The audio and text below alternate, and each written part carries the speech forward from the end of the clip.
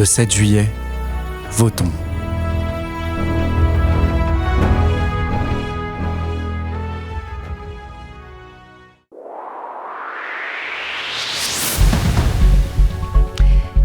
Bonjour, bienvenue sur RCJ. Nous sommes le vendredi 5 juillet 2024, il est midi pile et nous vous proposons d'écouter et de réécouter une partie des meilleures chroniques diffusées cette semaine.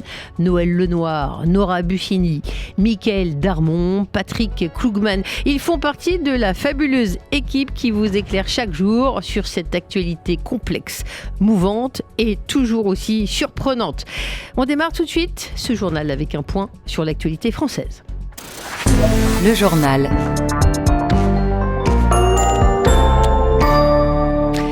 C'est la première fois que les responsables de la communauté juive signent un texte commun. Et quel texte ? Le président du consistoire, le grand rabbin de France, le président du CRIF, le président du Fonds social juif unifié déclarent ensemble que fidèles à l'histoire de nos institutions et à l'esprit du judaïsme, ils n'acceptent pas de s'associer à ceux qui tendent à exclure ou stigmatiser, comme à ceux qui embrasent notre société en propageant la haine et l'antisémitisme sous couvert d'antisionisme. Eli Korsia, donc, Chaim Korsia, Yonatan Arfi, Ariel Goldman disent faire le choix des valeurs universelles et humanistes qui sont au cœur du judaïsme comme du pacte républicain et que cela ne peut se faire aujourd'hui ni avec le RN ni avec LFI. SOS Racisme porte plainte pour contestation de crimes contre l'humanité à l'encontre de Laurent Gnedig, candidat RN dans la première circonscription du Haut-Rhin. Il a déclaré que les propos de Jean-Marie Le Pen sur les chambres à gaz, comme point de détail de l'histoire, n'étaient pas antisémites, avant de présenter des excuses hier soir dans un communiqué. Greg Monetti, candidat Ensemble dans la première circonscription des Alpes-Maritimes, a réagi à cette actualité sur notre antenne. Lorsque je regarde ce candidat hier qui a déclaré sur l'antenne de BFM dans la circonscription du Bas-Rhin qu'il avait beaucoup d'admiration pour Jean-Marie Le Pen et qu'il considérait affirmer que les chambres à gaz avaient été un détail de l'histoire était une remarque non antisémite et que cela est maintenant rattaché au parti de M. Ciotti. Et je peux vous dire la même chose face aux ignobles de la France insoumise, proche de M. Mélenchon comme mon adversaire direct, qui considère aujourd'hui qu'un troisième candidat qui ne se retire pas aurait choisi Hitler. Je crois que le diable est bien présent dans cette élection. Et à noter que le candidat du RN affronte pour rappel la députée sortante de la majorité présidentielle, Brigitte Klinkert, ancrée en Alsace quant à elle depuis 20 ans. Bernard Dupré a porté plainte après son agression. L'adjoint au maire de la commune de La Tronche collait des affiches pour la campagne d'Olivier Véran, ancien ministre de la Santé, lorsqu'il a reçu un coup de poing de la part d'un militant de LFI. Olivier Véran a réagi en déplorant le contexte totalement inédit de violence dans cette campagne. 10 anciens déportés des camps nazis ont signé une tribune dans Libération où ils appellent à faire barrage au Rassemblement national. Nous, derniers témoins de la barbarie nazie, savons à quoi conduit cette idéologie, ont-ils écrit dans le quotidien. Le site d'ultra-droite Réseau Libre a diffusé mercredi une liste très partielle d'avocats à éliminer. Ces derniers avaient signé une tribune contre le Rassemblement national la veille. Le Conseil de l'ordre du barreau de Paris a saisi le parquet. Le ministre de la Justice a condamné ces faits. 68 avocats déposent plainte. 3,3 millions, c'est le nombre de procurations qui ont été comptabilisées à 2 jours du second tour des élections législatives. C'est un niveau record, 4 fois plus qu'en 2022. Gabriel Attal a assuré que le gouvernement actuel assurera la continuité de l'État aussi longtemps que nécessaire. C'est ce qu'a déclaré le Premier ministre lors d'un déplacement de campagne à Paris. La préfecture de police de Paris interdit une manifestation antifasciste prévue ce dimanche à la clôture des votes devant l'Assemblée. Elle justifie son interdiction pour risque de trouble à l'ordre public et précise que les membres de l'action antifasciste Paris-Banlieue sont coutumiers d'actions violentes. À l'étranger, plusieurs anciens ministres et ténors du gouvernement conservateur britannique sortant ont été battus aux élections législatives au Royaume-Uni, faisant les frais de la très large victoire des travaillistes. Le Labour de Keir Starmer, un ancien avocat, ont largement remporté en effet les élections devant les Tories du Premier ministre sortant et Rishi Sunak. Les conservateurs étaient au pouvoir depuis 14 ans. Le parti anti-immigration Reform UK de Nigel Farage fait son entrée au Parlement. À l'instant, on apprend la démission du Premier ministre Rishi Sunak du Parti conservateur. Élection toujours, les Iraniens sont appelés aux urnes aujourd'hui pour le second tour de la présidentielle. Ils doivent choisir entre l'ancien ministre de la Santé, Massoud Pezeshkian, et l'ultra-conservateur Saïd Jalili. Qui sera le successeur du président Ebrahim Raïssi, mort en mai dans un accident d'hélicoptère? Massoud Pezeshkian, plus réformateur, a déclaré « Nous ne serons ni anti-Occident ni anti-Est », en souhaitant que l'Iran sorte de son isolement. Une chose est sûre, l'abstention qui a atteint un niveau record avec près de 40% est la grande gagnante de ce premier tour de scrutin. En Israël, un soldat de Tsahal a été tué hier au cours des combats à Gaza, à Shejaya. Il s'agit du sergent-chef Eyal Mimran, 20 ans, du 101e bataillon de la brigade des parachutistes originaire de Nes Ziona. Sa mort porte à 325 le nombre de victimes israéliennes dans l'offensive terrestre contre le Hamas. Un réserviste de la brigade Alexandroni a aussi été grièvement blessé dans le centre de Gaza. Le Premier ministre Benjamin Netanyahou a ordonné hier à M. David Barnea, chef du Mossad, de se rendre au Qatar pour des négociations sur un cessez-le-feu pouvant permettre d'obtenir la libération des otages retenus à Gaza, alors que le Hamas a, semble-t-il, proposé des nouvelles idées. Le ministre de la Défense, Yoav Gallant, a fait savoir aux familles qu'Israël était plus proche que jamais d'un accord. En attendant, des milliers de manifestants se sont rassemblés hier soir à Jérusalem pour réclamer des élections anticipées et la libération des otages. Enfin, selon Israël, Nasrallah n'acceptera pas la proposition de repousser le Hezbollah à 10 km de la frontière. Si de hauts responsables israéliens ont répété ces derniers jours qu'ils espéraient une résolution diplomatique du conflit avec le Hezbollah, les responsables de la sécurité pensent que le chef du Hezbollah, Hassan Nasrallah, rejettera l'accord actuellement promu par l'envoyé spécial de la Maison-Blanche, Amos Hochstein. Selon sa proposition, le Sud-Liban serait démilitarisé. La force Radwan serait repoussée à au moins 10 km de la frontière avec Israël. Les armes lourdes du Hezbollah, y compris les roquettes, les lanceurs, les mortiers, les drones, les missiles, seraient retirés de la zone. En échange, Israël accepterait certaines modifications de la frontière entre les deux pays.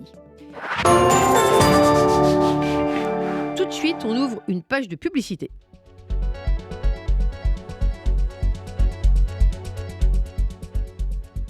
RCJ.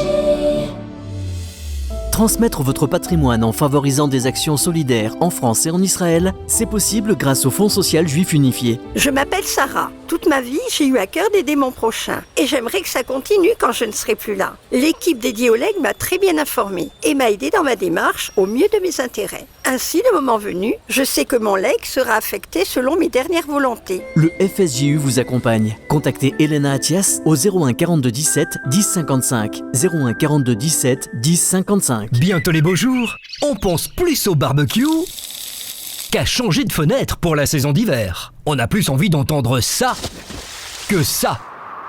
Et pourtant, c'est le bon moment pour changer vos fenêtres, portes, volets avec Best Fenêtre et bénéficier de prix exceptionnels. Best Fenêtre, 132 rue de Bagnolet, Paris 20e et 192 rue de Paris, Les Lilas. 01 43 73 36 36, devis gratuit. Et en plus, nous sommes une entreprise qualifiée RGE pour vous aider à bénéficier des aides de l'État. RCJ, la radio à l'écoute de votre vie, vous accompagne pour votre prochaine campagne publicitaire Spot Radio Parrainage. Contactez dès maintenant notre régie publicitaire au 01 42 17 10 15 ou par mail pub@radio-rcj.info. Rejoignez la grande famille RCJ en devenant notre partenaire. Ensemble, faisons de vos projets une réalité. 01 42 17 10 15 ou par mail pub@radio-rcj.info.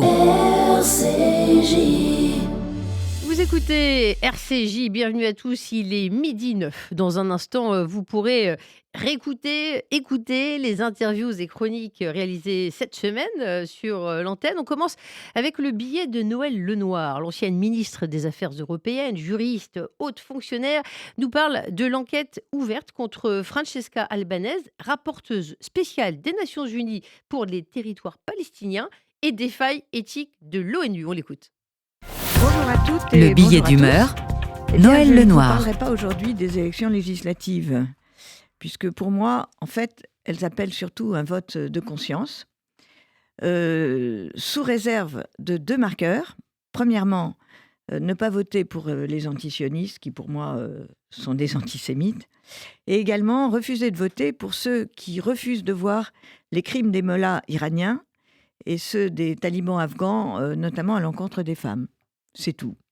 Donc pas de consigne de vote en ce qui me concerne. D'ailleurs, je n'ai pas en donné. J'ai choisi de parler de l'attitude des Nations Unies face à la guerre à Gaza.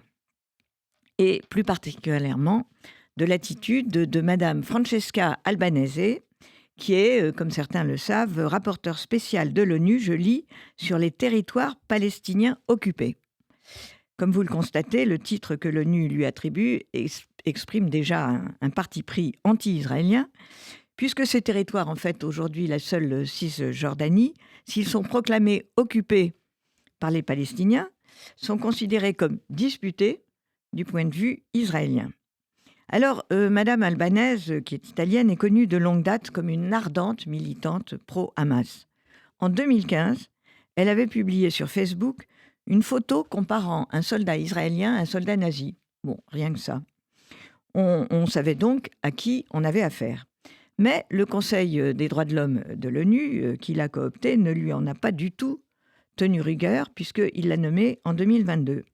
Et dès sa nomination, elle n'a pas déçu, puisqu'elle a participé en novembre 2022 à une conférence du Hamas et du djihad islamique.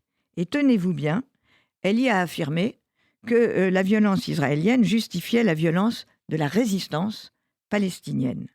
Mais là encore, cela n'a nullement choqué l'ONU et il n'y a pas eu de rappel à l'ordre.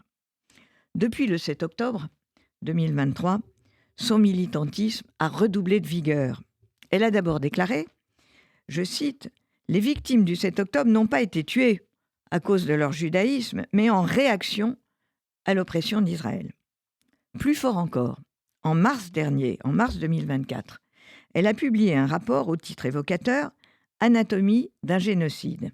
On aurait pu imaginer qu'elle qualifiait ainsi, fort justement, le pogrom du 7 octobre. Eh bien non, c'est Israël qu'elle accuse de génocide et appelle d'ailleurs à un embargo sur les armes. Elle prend donc le contre-pied tant de la Cour pénale internationale, dont le procureur n'a jamais imaginé, même s'il demande de lancer un mandat d'arrêt contre Benjamin Netanyahou et son ministre de la Défense, il n'a jamais imaginé un quart de seconde d'accuser Israël de génocide. Et elle prend aussi le contre-pied de la Cour internationale de justice, qui, dans ses ordonnances du 26 janvier et du 24 mai, n'a jamais non plus fait allusion à un quelconque génocide face à l'accusation de l'Afrique du Sud contre Israël. Même la France, qui ne peut vraiment pas être soupçonnée de pied pro-israélien, après le boycott extrêmement choquant du président de la République à l'encontre des entreprises de défense israéliennes à Eurosatory. Eh bien, même la France s'était émue, il y a peu, de l'antisémitisme de Madame Albanese. Mais toujours pas l'ONU. Le secrétaire général de l'ONU va-t-il pouvoir, c'est la question d'aujourd'hui, continuer à fermer les yeux? Pas sûr. Grâce à UN Watch et à Hillel Neuer, son directeur, qui est extrêmement actif et impressionnant, le Bureau des services de surveillance interne de l'ONU vient d'accepter de lancer une enquête sur les financements que Madame Albanese a obtenus en novembre 2023 pour aller faire du lobbying anti-israélien avec son assistante en Australie et en Nouvelle-Zélande. Ces voyages étaient absolument sans rapport avec son mandat. Ils représenteraient plus de 30 000 € et aussi bien elle que les services administratifs de l'ONU sont absolument incapables de fournir le moindre justificatif.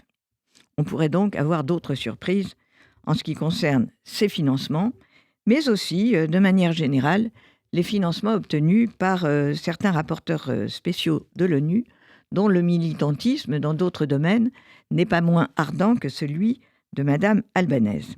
Alors la conclusion à en tirer, eh bien c'est simple.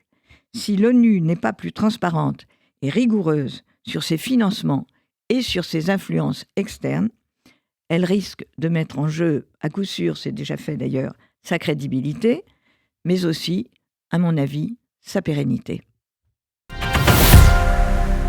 Vous avez peut-être manqué l'humeur de Tristane Banon, de Franc-Tireur. Elle nous livre un portrait de Jean-Luc Mélenchon qui prétend faire un putsch sur le nouveau Front populaire. Je vous propose de l'écouter. Jean-Luc Mélenchon est un dangereux stratège que rien n'arrête, et surtout pas le pire. Quand il prend la parole, un quart d'heure après que sont tombés les résultats du premier tour des élections législatives, tout est savamment calculé. Calculer ce hold-up médiatique sur le nouveau Front populaire, cette prise de parole avant toute autre politique de gauche et qui fait de lui le chef autoproclamé d'une coalition dont il se sait pourtant le repoussoir. Calculer aussi cet arrière-plan outrancier, Rima Hassan en kéfier à sa gauche, au même niveau que Manuelle Bompard, alors qu'elle n'est pas candidate aux législatives et que lui dirige LFI. Ainsi, le plébéien sert un double objectif. Il satisfait les partisans d'une extrême gauche sale, attirés par les tirades aux relents antisémites, le soutien au Hamas et la bordélisation de la vie politique. D'Aymeric Caron à David Guiraud, les bons résultats des pires de LFI donnent raison à ce pari sinistre. Et puis Mélenchon donne ainsi le sentiment indigeste que le nouveau Front populaire, c'est lui. Il sait que cette simple possibilité pousse nombre d'électeurs révulsés dans les bras de l'extrême droite. Mais ça lui va bien. Car en cas de victoire du RN, son inavouable espoir, Mélenchon s'imagine chef tout-puissant d'une France insoumise qu'il voit déjà premier parti d'opposition. Voici donc, par la folie d'un homme, le citoyen démocrate obligé de faire fi de l'image et du son. Et de se rappeler que Mélenchon n'est pas le nouveau Front populaire, malgré ce putsch médiatique grossier. Car l'essentiel des forces de gauche de cette coalition, hormis les alliés objectifs du Hamas, bien que coupables de compromissions impardonnables, ne menacent pas l'état de droit. Contrairement à un RN xénophobe, soumis à Poutine, en capacité d'obtenir la majorité absolue. Voilà, vous pourrez lire ce billet dans la revue Franc-Tireur en kiosque cette semaine. Vous y lirez ce billet, mais aussi le franc-parler de Caroline Fourest, bien sûr. Ça s'appelle « Je ne pardonne pas », où il est question des responsabilités de tous et de chacun. Ça ne passe pas, non, ça ne passe pas.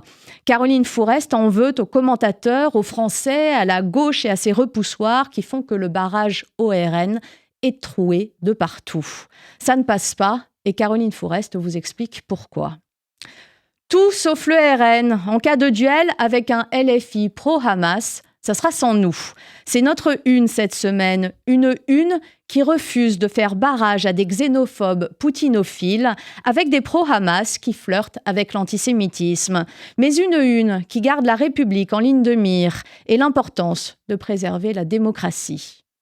Un grand entretien cette semaine, c'est celui de Pierre-Stéphane Faure. Il est l'auteur du livre qui dérange tant Jordan Bardella et le RN, le grand remplaçant, c'est son nom. Alain Auffray et Caroline Fourest se sont entretenus avec lui. Il raconte dans son livre et dans nos pages un loup déguisé en agneau, autrement dit la face cachée de Jordan Bardella. Lui, présenté comme l'homme de la dédiabolisation, compte nombre d'anciens du GUDS dans son entourage et n'a pas toujours été choqué que l'on puisse scander des tirades comme « que crèvent les marxistes » et les juifs capitalistes. Un parcours édifiant et effrayant pour celui que le RN voudrait propulser à 28 ans à la tête du gouvernement.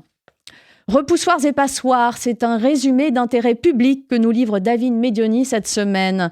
Le résumé de ceux qui, dans les rangs de la France insoumise, servent d'idiots utiles au Hamas et à l'islam radical. Autant que de repoussoirs d'un front, qui veut faire barrage face à la menace immédiate du Rassemblement national. Thomas Porte, David Guiraud, Raphaël Arnaud, Ercilia Soudet, Daniel Obono, point salvateur sur ceux qui pèsent si lourd sur le cœur des électeurs républicains. Valse avec Bachar, c'est du RN et de LFI dont il s'agit, et de Bachar el-Assad, évidemment. Alors qu'un mandat d'arrêt international a été émis contre Bachar el-Assad pour complicité de crimes contre l'humanité, deux soutiens du tyran font silence radio, devinez qui ? Marine Le Pen et Jean-Luc Mélenchon, évidemment. Yann Barth vous raconte cet endroit où LFI rejoint le Rassemblement national. RN, c'est net, c'est flou. Benjamin Dard nous raconte le programme économique du RN. Un programme à peine imprimé, déjà caduc. Impôts, retraites et 3,7 milliards de cadeaux qui ne profiteraient qu'aux plus favorisés. Résumé d'une suite de renoncements et d'une litanie d'incohérences propres à inquiéter les plus optimistes sur l'avenir économique de la France et les foyers qui la composent. Plein de choses encore dans ce numéro 138 de Franc-Tireur, l'œil de Benjamin Cyr. Il nous parle de la République du chaos et de la place de la République au soir du premier tour des élections législatives qu'il s'agit.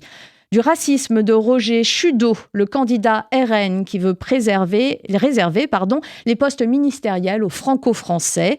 De Marine Le Pen, Jordan Bardella et Wikipédia. Et de Viktor Orban, enfin. Et puis les choix culture de Yasmina Jaffar, le complot de la semaine, c'est Rudi Reichstadt qui nous le raconte. Le dernier mot de Christophe Barbier, c'est intransigeant.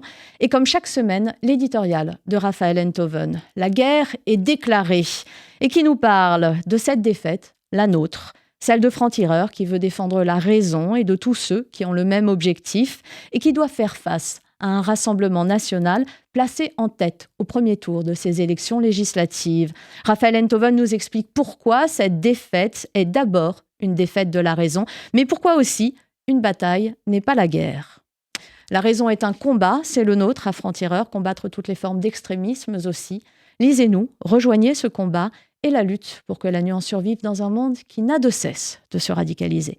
Belle journée à tous. C'était Tristan Banon de Franc-Tireur. Dans un instant, vous pourrez écouter Nora Bucchini, journaliste d'investigation qui revient sur le recours par Jordan Bardella, leader président RN des réseaux sociaux. Mais tout de suite, on ouvre une page de publicité. RCJ.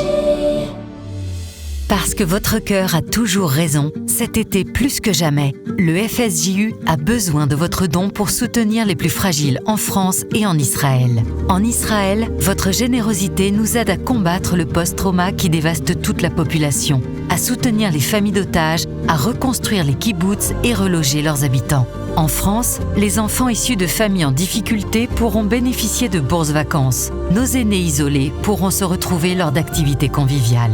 Mais toutes ces actions sont possibles uniquement grâce à votre générosité. Agissons ensemble maintenant. Donnez sur fsju.org, fsju.org.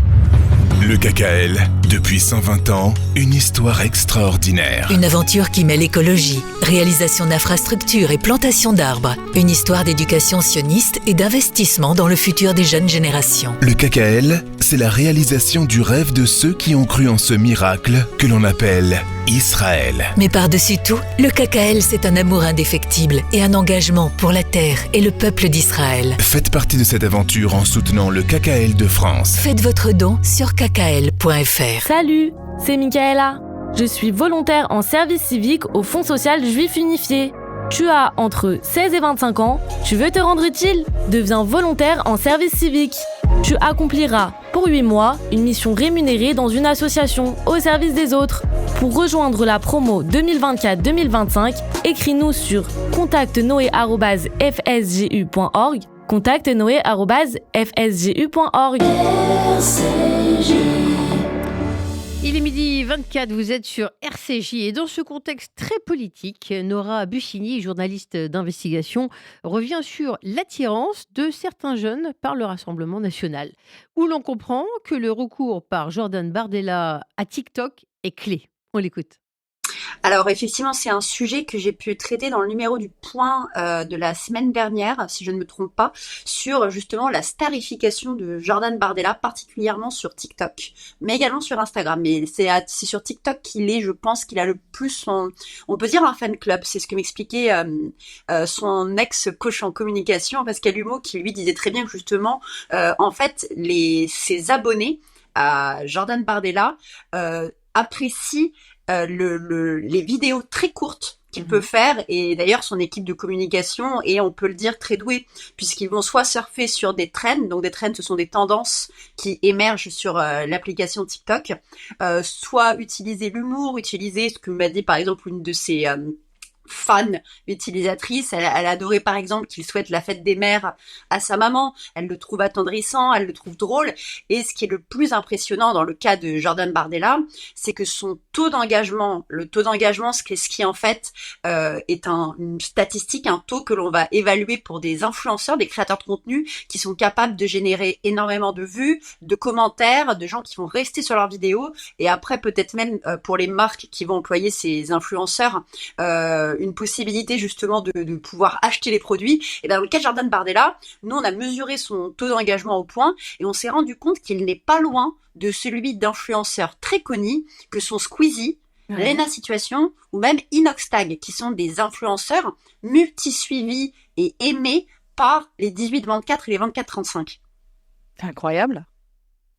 Oui, et surtout en plus on le constate parce que dans le cas des européennes, moi je vais travailler justement notamment beaucoup sur les européennes, c'est que Jordan Bardella rencontre un franc succès justement c'est chez cette tranche d'âge-là, des 18-24 ans et des 24-35 ans. Il arrivait à la fois soit premier, soit deuxième. Avec aussi, lui, un engagement, on l'a dit plusieurs fois sur cette antenne, qui a été très jeune. Jordan Bardella est rentré au RN à l'âge de 16 ans, par admiration pour Jean-Marie Le Pen. Est-ce qu'aujourd'hui, on constate aussi une vague, depuis quelque temps, d'adhésion au RN par admiration de la figure de Bardella ?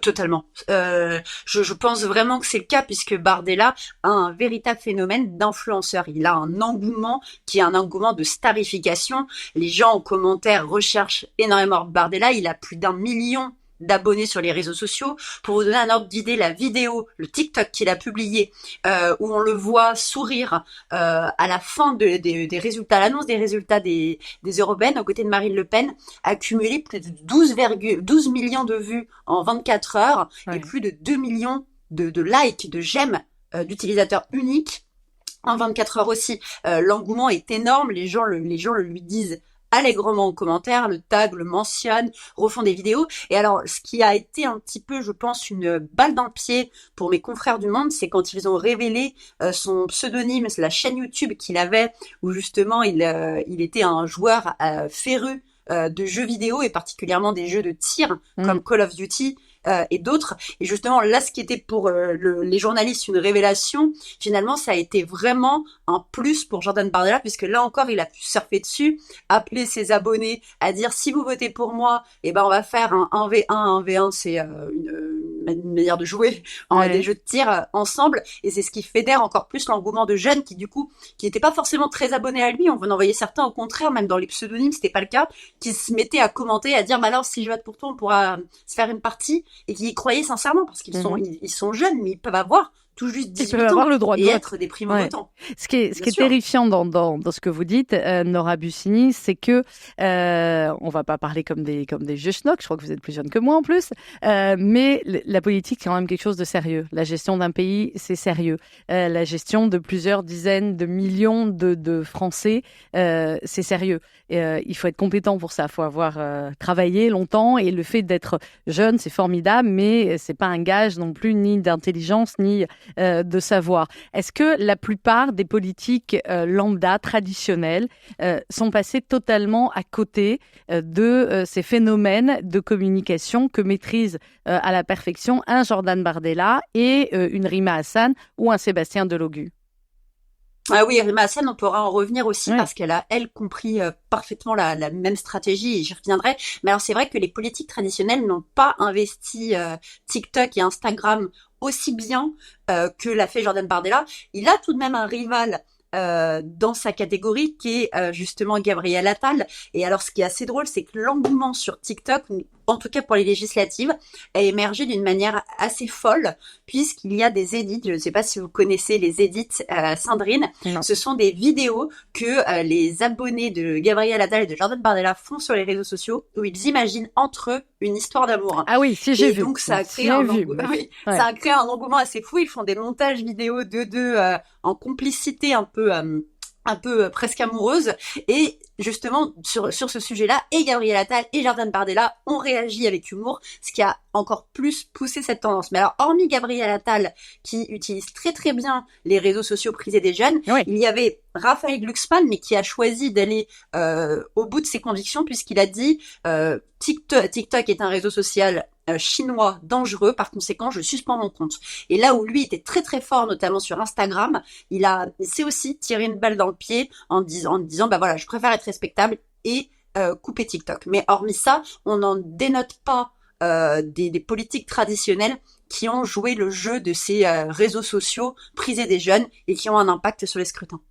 Même Emmanuel Macron, le président de la République, qui, quand il a été élu et réélu, apparaissait comme étant très connecté, très en phase avec ces aspects-là. Du coup, il apparaît un petit peu comme ringard, entre guillemets, pardonnez-moi l'expression. Tout à fait. Tout à fait. Autant on pouvait remarquer en 2022 que c'était pas forcément le cas, mais là, non. Pas du tout. Et justement, je pense que c'est peut-être aussi une posture qu'il a voulu avoir qui était moins une posture jeune, mais finalement, ça lui a, si on reste factuel, ça lui a desservi face à un Jordan Bardella, à une Rima Hassan, à un Louis Boyard aussi qui, on l'oublie, mais sur TikTok, le Boyard a un succès qui se rapproche doucement mais sûrement de celui de Jordan Bardella. Alors, parlons effectivement maintenant de Sébastien Delogu, de Rima Hassan, de Louis Boyard, bref, de l'autre côté. On a pu voir ce clip dingue de Sébastien Delogu où il attaquait violemment Meyer Habib, où il y avait... Comme par hasard, je reprends l'expression, là aussi on peut avoir des références d'une certaine série, une photo avec une pizza et un four à pierre. Alors on a dit oui, c'était pour les pizzas qu'ils avaient mangé en négociant, etc. Bref, personne n'est dupe. Comment est-ce qu'on explique eux aussi leur force sur les réseaux sociaux et leur impact auprès des jeunes? Parce qu'on a vu très clairement que le vote des 18-24 ans s'était réparti, je crois, à plus de 65% entre la nouvelle NUPS et le RN.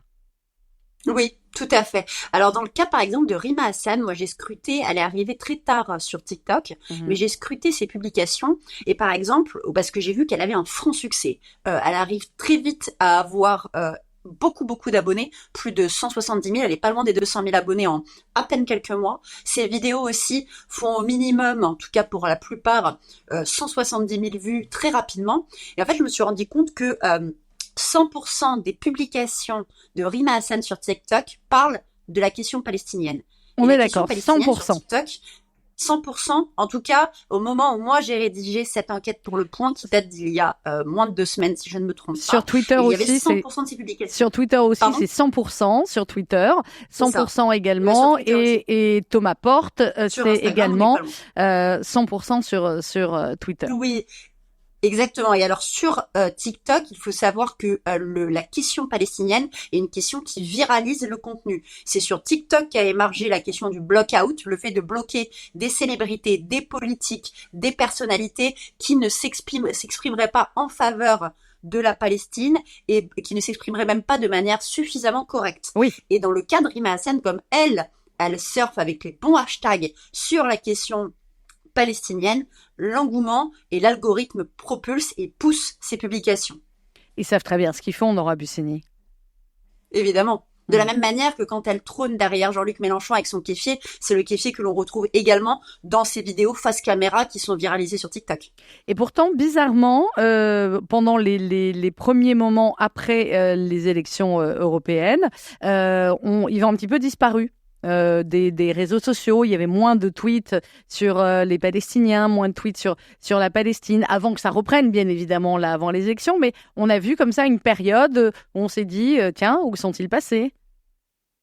Oui, alors Rima Hassan faisait quand même de temps en temps quelques petits appels du pied en disant n'oublions pas le conflit, mais c'est vrai que beaucoup l'ont omis. Et par exemple, on parlait de Louis Boyard tout à l'heure sur TikTok, lui, son succès, c'est de faire des vidéos très courtes où il parle d'une manière très jeune, en l'occurrence, et où il va utiliser des sujets tendances, comme par exemple la question féministe et notamment la question du congé menstruel pour les femmes qui ont des menstruations douloureuses. Et lui, par exemple, fait des vidéos où il se filme en train de tester un appareil qui simule les douleurs des menstruations et on le voit hurler, glapir en disant « Oh la vache !» Enfin, il s'exprime de manière qui n'est pas du tout, comme vous le disiez tout à l'heure, traditionnelle, loin de là. Et dans la plupart de ses vidéos, c'est ça. Enfin, en même temps, lui, on a l'impression que c'est pas joué, hein, et que effectivement, il est réellement à ce niveau-là. Exactement. Un mot sur votre article d'aujourd'hui dans Franc-Tireur, Nora Bussini, sur l'université de Columbia, que vous appelez dans Franc-Tireur Hamas Academy. Exactement. Et elle a un impact puisque moi j'ai déjà travaillé pour Franc-Tireur il y a un mois sur les manifestations à Sciences Po et même il y a un peu plus d'un mois sur les manifestations à Sciences Po qui faisaient vraiment couler beaucoup d'encre. Et en fait on retrouvait à chaque fois une même association étudiante qui s'appelle Students for Justice in Palestine et à qui on doit justement l'invitation de Rima Hassan à Sciences Po qui a mis le feu aux poudres de ce conflit-là. Et bien Students for Justice in Palestine, ils sont à Columbia et justement à Columbia on peut vraiment appeler ça la Hamas Academy. Moi, j'ai référencé plus de 70 enseignants à Columbia qui sont radicalisés dans le sens où ils sont soit des soutiens, soit des leaders de mouvements comme le mouvement BDS, Boycott des investissements sanctions, qu'on sait être un proxy du Hamas, justement. Et on a même un de ces enseignants-là qui est un fervent soutien qui enseigne dans des facs parisiennes. C'était Nora Bussini, journaliste d'investigation, au micro de Sandrine Seban. Il est 12h36, tout de suite, un point sur l'actualité. Le Flash sur RCJ. En Israël, un soldat de Tsahal a été tué hier au cours des combats dans la ville de Gaza, à Sheraya. Il s'agit du sergent-chef Eyal Mimran, 20 ans, du 101e bataillon de la brigade des parachutistes originaire de Ness Ziona. Le Premier ministre Benjamin Netanyahou a ordonné à David Barnea, chef du Mossad, de se rendre au Qatar pour des négociations sur un cessez-le-feu afin d'obtenir la libération des otages retenus à Gaza, alors que le Hamas a, semble-t-il, proposé de nouvelles idées. En attendant, des milliers de manifestants se sont rassemblés hier soir à Jérusalem pour réclamer des élections anticipées et la libération des otages. Sur le front libanais, le Hezbollah a tiré hier plus de 200 roquettes et drones explosifs sur le nord d'Israël et le Golan occupé, ce qui fait redouter un nouveau conflit dans la région, à l'heure où la guerre ne connaît pas de répit dans la bande de Gaza. 63 députés israéliens sur les 120 que compte la Knesset ont demandé à son président d'organiser un débat, un vote sur l'opposition à la création d'un État palestinien.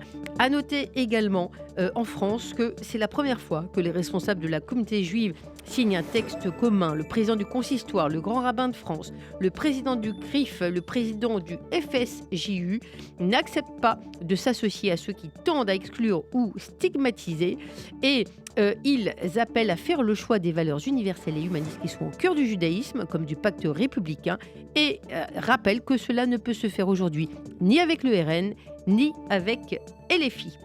Tout de suite, on ouvre une séquence pour écouter Mickaël Darmon, éditorialiste, et qui nous explique la fin d'un cycle de la politique française fondée sur le gaullisme et la montée en puissance de la famille Le Pen qui l'amène presque aux portes du pouvoir. Le journaliste et éditorialiste sur RCJ, Mickaël Darmon, qui est en ligne avec nous. Bonjour. Bonjour à tous. Nous allons essayer avec vous d'y voir un peu plus clair sur ce qui se joue dans cet entre-deux tours alors que le Rassemblement national est donné gagnant dimanche prochain. On lit, on entend beaucoup dans les commentaires politiques, Mickaël Darmon, que nous vivons actuellement une période historique. C'est cette arrivée annoncée de l'extrême droite par les urnes qui lui confère cet aspect historique selon vous ? Oui, parce que tout à fait, il s'agit quand même, si l'on prend un peu de recul, de la fin d'un cycle de plus de 40 ans d'histoire de politique française, qui a été organisée autour de l'héritage du gaullisme, et donc de la résistance et du refus donc de l'idéologie d'extrême droite, qui a organisé et structuré toute la vie politique depuis cette période-là. Et parallèlement à cela, on a assisté effectivement depuis le début des années 70 et avec la création du Front National par Jean-Marie Le Pen, la partie qui s'est progressivement implantée puis ancrée et qui a pris donc un essor électoral qui a été permanent durant toutes ces années pour aujourd'hui, avec donc à sa tête la fille de Jean-Marie Le Pen, Marine Le Pen, et maintenant Jordan Bardella, le fait d'arriver pratiquement aux portes du pouvoir et d'être en capacité, en tout cas en potentialité, de gouverner la France. Les candidats pour le second tour ont jusqu'à ce soir 18h pour déposer leur candidature en préfecture. Actuellement, Mickaël Dermont, que se passe-t-il dans les différents états-majors des partis politiques ? On pèse le pour et le contre, on regarde circonscription par circonscription, on appelle les candidats pour prendre le pouls du terrain, on se concerte même peut-être entre formations politiques. Il y a une effervescence depuis dimanche soir, depuis d'abord l'annonce des résultats, puis l'appel lancé par le président de la République de faire un barrage à l'extrême droite en incluant toutes les forces politiques, y compris la France Insoumise. Ça venait en écho, si je puis dire, à la première prise de position très vite, dès 20h pratiquement, de Jean-Luc Mélenchon, qui a préempté le leadership du nouveau Front Populaire en venant annoncer également une politique de désistement pour faire barrage à l'extrême droite. Donc on assiste depuis une grande effervescence et également une grande confusion depuis dimanche soir à une volonté de refaire et de reconstituer en 48 heures un barrage républicain, sachant que ce principe ne fonctionne plus depuis déjà quelque temps. On l'a vu d'ailleurs déjà depuis 2022. Mais étant donné les circonstances, on a sous l'impulsion également présidentielle cette tentative de le faire avec des désistements à la carte en fonction de la qualité, si je puis dire, des partenaires du nouveau Front Populaire. Et c'est ce qui a donc mis une grande confusion et effervescence entre les macronistes eux-mêmes et dans les états-majors politiques depuis dimanche soir. Vous mentionniez à l'instant Jean-Luc Mélenchon. Dimanche soir, il a pris la parole de manière très solennelle, flanqué d'une rima Hassan revêtue du kéfier palestinien. Il a appelé, vous l'avez rappelé, ses candidats à se désister pour faire barrage au Rassemblement national. Il est persuadé que sa stratégie est la bonne en continuant d'imposer dans le débat la question palestinienne. Est-ce que, paradoxalement, ça ne va pas renvoyer de nouveaux électeurs vers le Rassemblement national ? Eh bien, c'est la question en fait qu'on peut se poser légitimement, de savoir au fond quel est le réel objectif de Jean-Luc Mélenchon.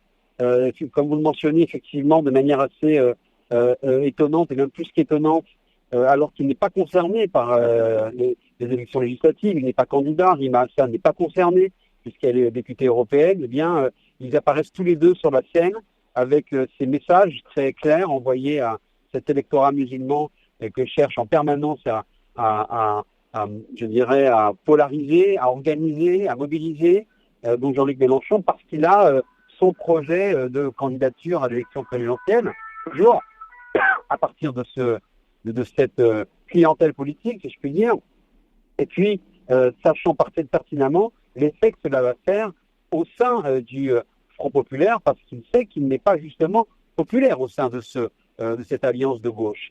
De ce point de vue-là, on peut se demander effectivement si Jean-Luc Mélenchon souhaite le succès de ce cartel, sachant qu'il en est lui-même écarté.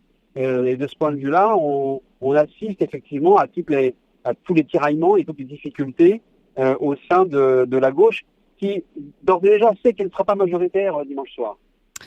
Du côté de la majorité présidentielle, Mickaël Dermont, on a du mal à comprendre quelle est leur stratégie pour le second tour. Certains sont dans un ni-ni très clair et affirmé, ni RN ni LFI. Mais hier soir sur TF1, Gabriel Attal a appelé à la constitution d'une majorité plurielle, repris ce matin par François Bayrou. Ils ouvrent donc clairement la voie au désistement en faveur du nouveau Front Populaire, même avec une alliance de gauche qui comprend des insoumis qui, pour beaucoup, sont des repoussoirs pour les macronistes. Eh bien, en fait, on assiste à la conséquence politique de cette dissolution, c'est la dissolution du macronisme lui-même. C'est-à-dire que, au fond, ceux qui viennent de la droite et qui ont comme ennemi traditionnel, adversaire traditionnel la gauche et encore plus l'extrême gauche, ont repris leur bille, si je puis dire, et leurs argumentaires. Donc ils sont d'abord, ils considèrent que le vrai danger, c'est celui de l'extrême gauche. Et puis les macronistes qui viennent de la gauche, comme Gabriel Attal, qui vient du PS, lui considère que la droite étant trop faible ou trop discréditée, c'est avec la gauche que l'on peut tenter d'éviter le RN au pouvoir. Et d'ailleurs, c'est intéressant, c'est qu'il utilise à dessein le mot pluriel comme pour envoyer une référence à la gauche plurielle qu'avait constituée donc Liliane Jospin après la dissolution, avec le succès que l'on sait à la fin, mais la terminologie vient pour rappeler cette capacité qui avait à l'époque été de pouvoir faire cohabiter plusieurs courants, mais à l'époque c'était beaucoup moins polarisé, beaucoup moins clivé, il n'y avait pas cette extrême gauche qui venait peser et agir comme en lestant la gauche du gouvernement. Est-ce que Emmanuel Macron, qui soutient donc cette position de Gabriel Attal, est-ce qu'il prend un risque politique, celui, par exemple, d'une implosion du camp de la majorité présidentielle avec un Édouard Philippe qui est de plus en plus critique à l'égard du président de la République? Il n'y a pas le risque, c'est fait déjà, c'est fait depuis le 9 juin au soir.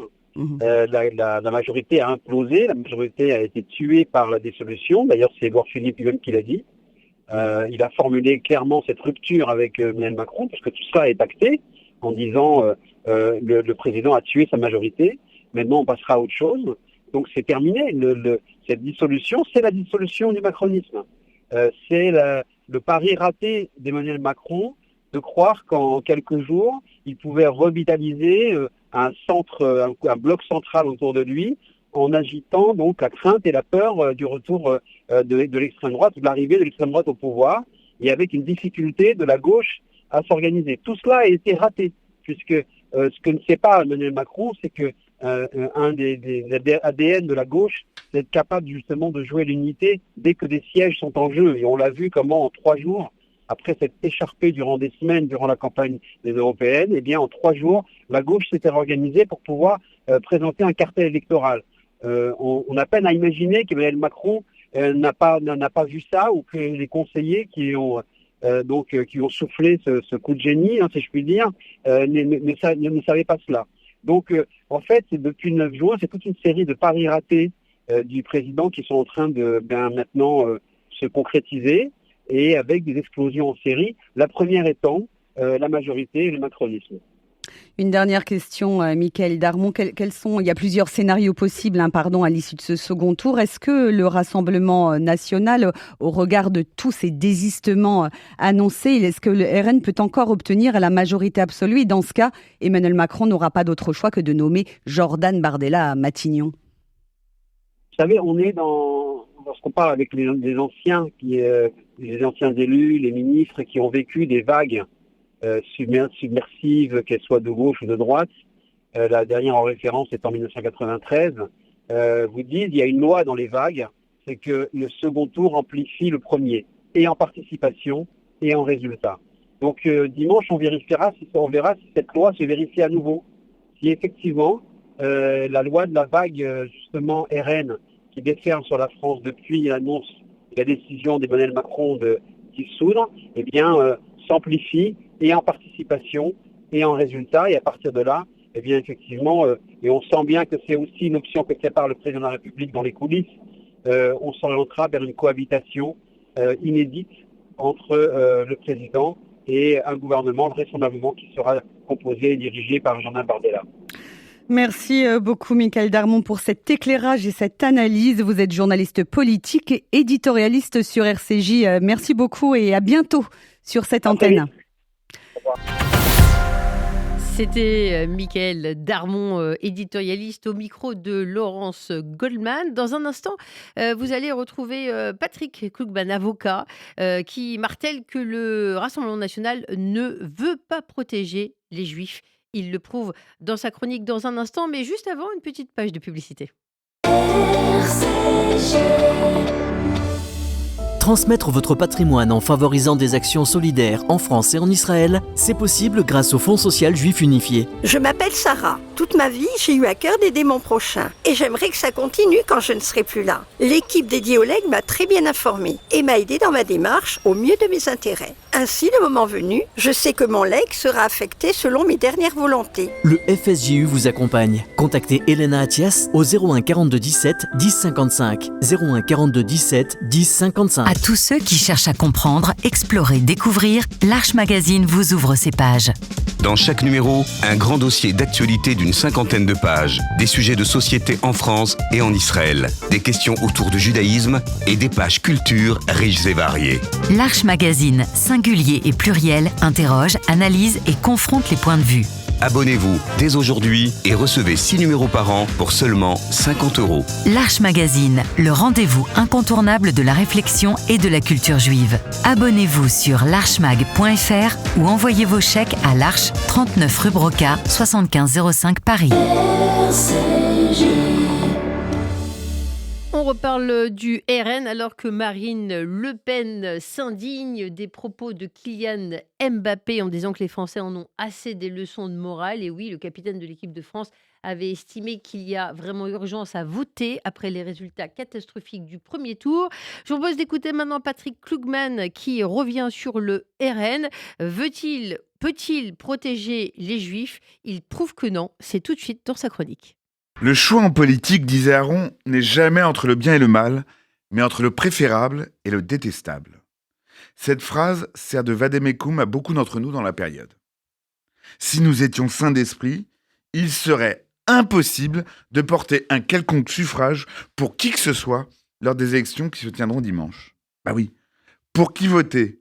Les candidats du président de la République ? Celui qui a mis le RN contre lequel il était censé faire barrage en situation de possible victoire, et qui maintenant appelle à une alliance pour le faire battre qui irait jusqu'à la LFI, qu'il avait lui-même exclu de l'arc républicain, c'est un peu compliqué. Voter pour le RN, même par peur ou par rejet de la LFI, ce parti qui vient de l'antisémitisme et qui continue, vaille que vaille, même dédiabolisé, même ripolliné, même en phase de respectabilité, d'investir des candidats qui posaient avec la casquette de la Waffen-SS, ou une autre, tiens, qui se défend de tout antisémitisme parce qu'elle aurait, je cite, un ophtalmo-juif. Pas mieux. Alors oui, pour qui voter donc ? L'un des quelconques candidats du Front populaire qui, sans vergogne pour la plupart, en se pinçant le nez pour quelques-uns, ont fait alliance et presque allégeance, en dépit de toute valeur et même en dépit de tout sens arithmétique, avec le parti aux 100 000 saillies de Jean-Luc Mélenchon ? Voter pour les LR, dont le président n'a même pas attendu qu'une proposition lui soit faite pour trahir, et qui a quasiment fait disparaître son propre parti de la carte électorale. Oui, dans ces conditions, je vous le dis, il est tentant de partir à la pêche ce dimanche, voire de partir tout court. Pour autant, le pire est devant nous, et pour le conjurer, il convient de chausser gants et lunettes, et d'investir le terrain plutôt que de le déserter. Pas tant par la gravité, mais par la probabilité, le principal danger qui nous guette est le RN. Il peut arriver au pouvoir, et seul, ce qui est le cas d'aucune autre formation politique à ce stade. Alors je redis, il suffit d'être français, républicain ou juif, voire les trois ensemble, pour avoir un intérêt direct à tout faire pour que cela n'arrive jamais. Oui, il faut faire battre le Rassemblement national. Peut-on pour autant voter, comme le suggère le président, le Premier ministre, pour n'importe qui ? Certainement pas. Nous n'allons pas nous opposer aux héritiers de Philippe Pétain avec les amis de Tariq Ramadan, comme Édouard Philippe, Benjamin Haddad, Astrid Panossian. Nous sauverons la République du RN, mais pas avec la LFI. Et puis, je le dis ici, il y a un voile qu'il faut déchirer, un fantasme qu'il faut évacuer. Margot, combien y a-t-il de duels entre le RN et la LFI ? Alors combien ? Dans combien de cas on sera face à ce choix-là ? Moi, je les ai comptés. Moins de 50 sur 577. Dans plus de 9 cas sur 10, les électeurs auront un autre choix que la LFI ou le RN. Alors, puisque tout le monde dresse des signes entre les uns et les autres, moi, je ne mets pas de signe d'équivalence entre, par exemple, François Hollande ou Aymeric Caron, Ou entre David Guiraud et Aurélien Rousseau, ancien directeur de cabinet de Manuel Valls, et pourtant, tous sont candidats sous l'étiquette du nouveau Front populaire. Je le dis avec la gravité de celui qui considère la création de la NFP comme une trahison et une infamie au préjudice des Juifs de France.